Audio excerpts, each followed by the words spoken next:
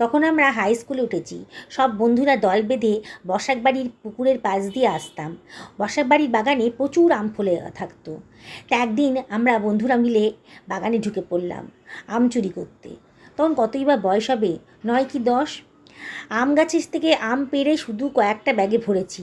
এমন সময় চিৎকার, চোর চোর, গার্লস স্কুলের মেয়েরা চোর, আম চুরি করছে। ভয়ের চোটে আম ফেলে আমরা দৌড়।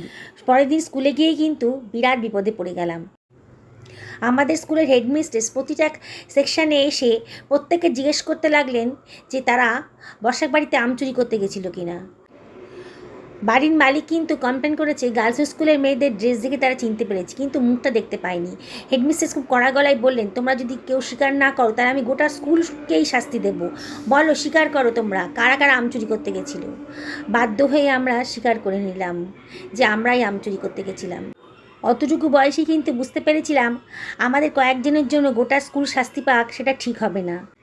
হেডমিস্ট্রেস তার ঘরে আলাদা করে আমাদের ডেকে পাঠালেন। বললেন গার্জেন কল হয়েছে, কালকে গার্জেন নিয়ে স্কুলে ঢুকবে।